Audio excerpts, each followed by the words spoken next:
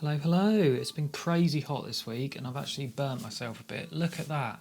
That's mental how red that is. Jesus. Because I haven't been out all year. I've literally stayed in my house for like a year straight. Spent half an hour in the sun, now I'm burnt. Anyway, I thought it might be a good idea to just do a bit of an update on everything in my nature room because it's been a while since I've done a little overview and there's been a few developments, a few departures, a few arrivals. So what I'll do is we'll just go around, have a look around each enclosure and what's inside it and how they're getting on. I'll give you a little lowdown on each creature. And if you stick around till the end, I'll also be feeding my latest addition, which was the regal jumping spider. And hopefully we can get a really good clip of her in action. All right, so let's get things started with my Cilnia humeralis, the wide-armed mantis. Settled into the enclosure well. As you can see, the enclosure's been growing out really nicely.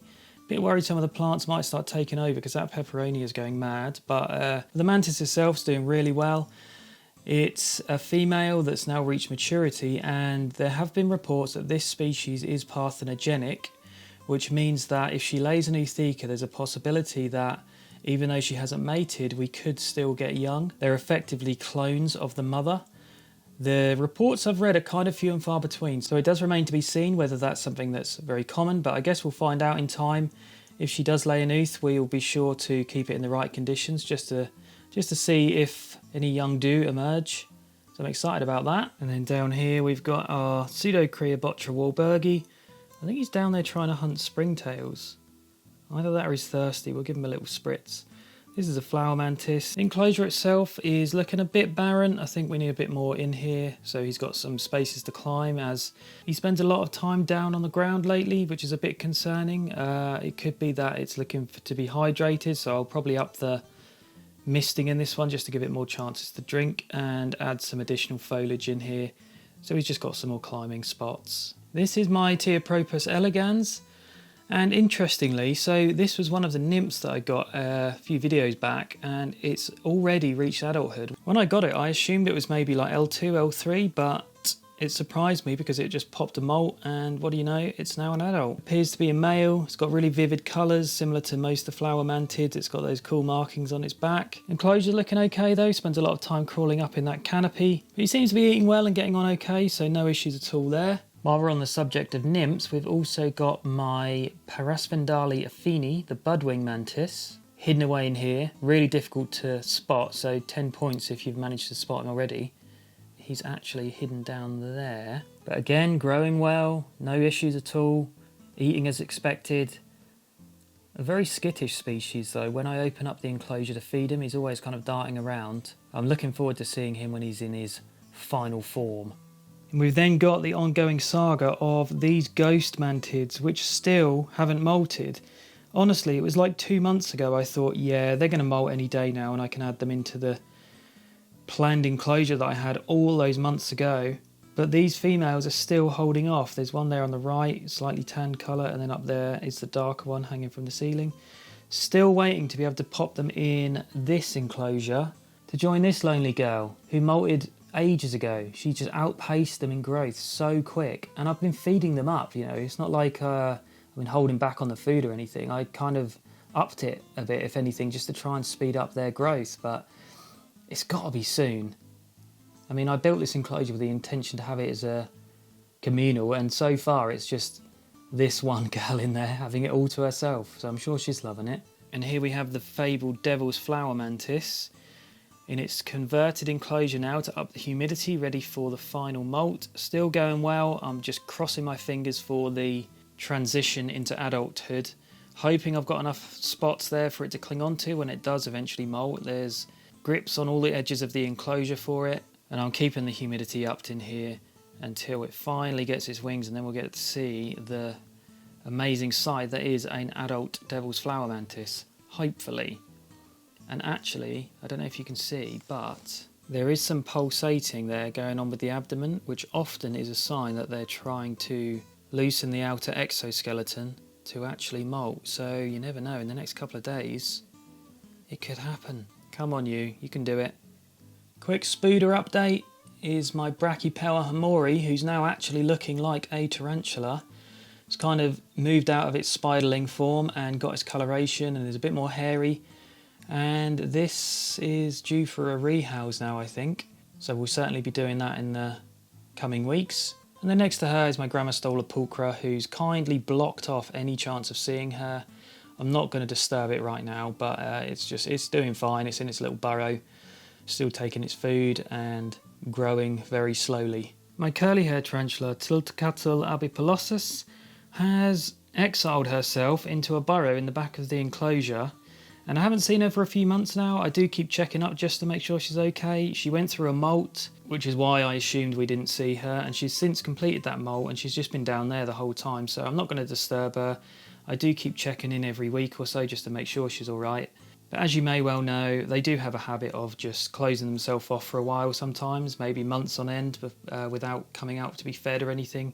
So we'll leave her to it, and once she does emerge, we can then sort her out with a nice juicy roach. Now let's talk assassin bugs. These guys, since being rehoused, have been getting on brilliantly. They're all molting absolutely fine, they're all growing really well. I did mention that I was told that they should have more verticality and hanging spots just to aid them with their molts, which I've done, and I have actually seen them do that. So I'm really grateful that that advice was given. And that was actually passed on to me by Norwich Reptile Shed, a guy who I've got to know recently. We've traded a few things. He gave me some dubia roaches to aid in my colony. I gave him some pink dragon millipedes because I had loads of them. But please go check out his channel, super nice guy, makes really awesome videos about enclosure designs and reptiles. So yeah, hop over there, give him a subscribe, he really deserves it. And I just want to say thank you for being kind enough to come and drop those dubias off, because it'll really help me. It's a bit of a nightmare sometimes if I run out of flies, so it's handy to have them as almost a backup for the mantids, as well as obviously being there as feeders for my larger creatures. But no deaths in here. They're so entertaining to watch, especially when you feed them, because they kind of fight over their food. They're not aggressive to each other, they just are a bit competitive when it comes to who gets the meal. I'll definitely have to do a video on that sometime. And an ant update, I've got my Lasius niger in here, thriving in the hot weather. Probably see them all going mad if I open this. They're all kind of congregated in that corner at the moment. I want to try and up the numbers in this colony though, and I'm a bit, I'm not too sure on the feeding. I don't know if I'm feeding them enough. They're not growing at the rate I'd expect them to, so maybe I need to up it, start putting some crushed dubias in there now, because I kind of give them 2 or 3 flies a week, or the equivalent in mealworms. But I really want to see this colony take off this year. Speaking of colonies, I've got my custom-built formicarium, and I haven't done this for a while, so let's have a look behind this panel and just see how their tunneling's going, and if we can see anything. Okay, yeah, that's cool. See, it's slow progress, but it's progress nonetheless. They're certainly in there. They've been reproducing, the colony's growing. It's going to take a little bit of time, but I'm pleased to see they are tunnelling through there. So I'm sure over the coming months, we'll see them excavate the dirt a lot more, and we'll get a really good glimpse into how the chambers and the colony is orienting itself. Apologies, I seem to have lost the audio on these next upcoming clips. But update on the Damon medius, the tailless whip scorpions. They've settled in brilliantly.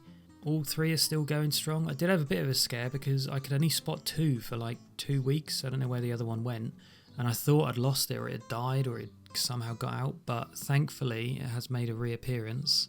And these things are just fascinating. I didn't think I'd see them at all. I thought they would just get in a crevice somewhere and I just would not see them at all. But quite often I do see them kind of wandering around at the front of the enclosure, even in the lights, which is surprising. I believe one has actually molted, probably the one I didn't see for a while, because one looks quite a bit bigger than the others. And you can really appreciate those antenniform legs and just how they navigate their environment with them. Feeding wise, no issues. Again, if I drop a fly in there or something, they'll actively hunt it down and take it out pretty quickly. I see them taking on water too.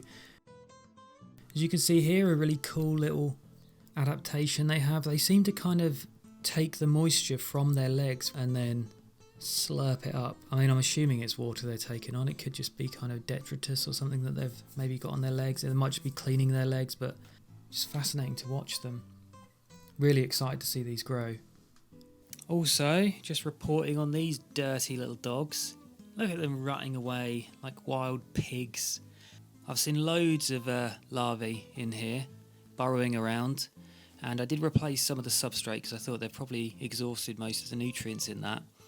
So I gave them some fresh substrate with plenty of wood for them to munch on mixed in there.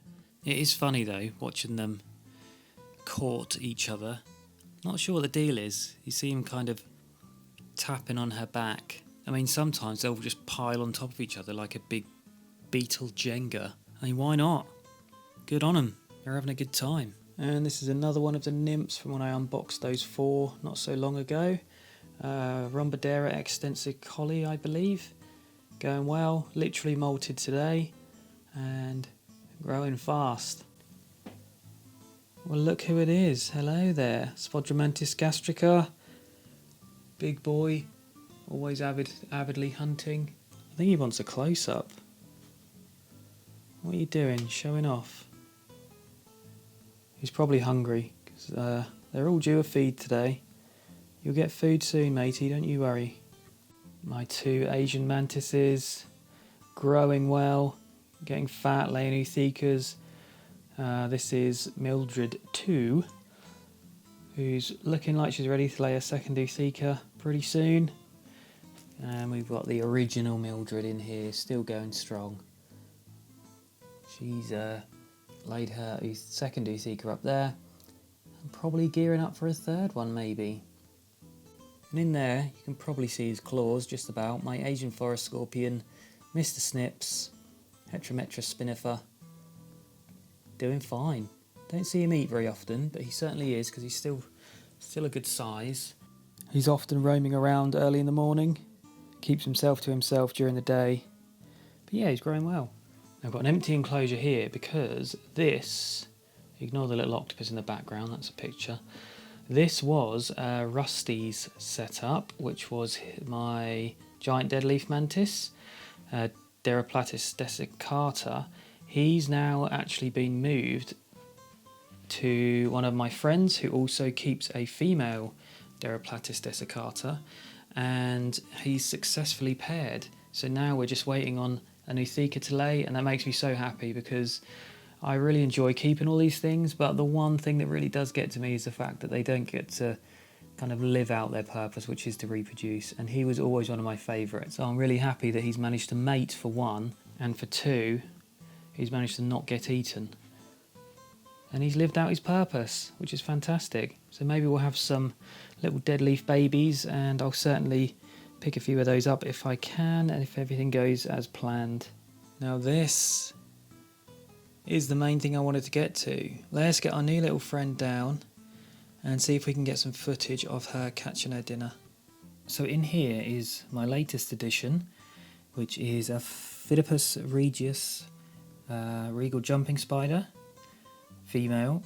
And when I got her, popped her in a little enclosure for now, but I've since rehoused her into something a bit more appropriate, so she's got much more roaming space. She spent the first maybe 5 days or so kind of finding her feet, spending a lot of time crawling around the enclosure, but now she seems to have kind of taken up shop inside this little bit of driftwood kind of in that hole, which is great because I think she's feeling very secure in there. She's disappeared now just when I moved the enclosure, but I'm thinking I get a little fly, pop it in there, and I'll leave the camera on, and hopefully over time we could see her catch that. But I've got to say, it's one of my firm favourites now, and I've had so many people reach out to me who I know asking questions about her and where they can get one. They're such a brilliant pet. They're so cute, and they're easy to look after and great for handling. There she is. She's popped her little head out. Can you see her? But yeah, I don't want to get her out because I'd like to not spook her too much if we're going to give her a feed. But let's get a fly in there and see if we can get some footage of her taking him down. You might have clocked as well that there's a few mantids I've had missing out of my little tour here, and that's because unfortunately I did go through a bit of a spate of losing a few of them due to old age. I just seemed to have a span of 2 weeks where nothing seemed to go right. I had the jumping spider arrive dead, and I had the Blepharopsis mendica mismoult, and then shortly afterwards I unfortunately lost my orchid mantis, which was a really good age though for a male, so it was a long time coming. There was also one of the male ghost mantids from my communal that passed away. I also lost my Chloroharpax modesta, again, which was a very good age. And my Tliltocatl lestoni. I mean, you'd think, with that kind of time frame that I'd done something wrong, but I'm fairly confident that it wasn't something, that killed them all off, because they were all quite old and All apart from one were male, which don't live as long. And I've not had any issues with the other guys, so I think it was just a bit of an unlucky spate there. In all honesty, I was kind of waiting for it just because so many of them had actually outlived what you'd expect for a male anyway. But it's part and parcel with the hobby. A lot of those ones that passed away I kind of got all at once as well, so it's kind of to be expected they would pass away roughly around the same time. I might be completely going out on a limb here, but I sometimes wonder whether it's to do with changing seasons. We've had a lot of hot weather now coming to the UK.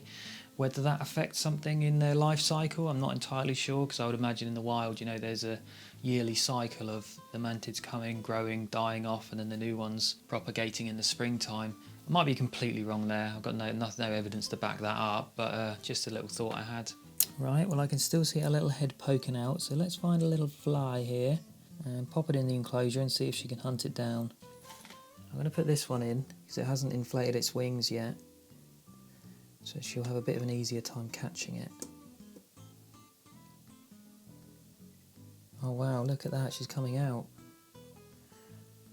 Shall we see if she'll actually jump for it? Oh wow, she's really... She actually took it from the tweezers.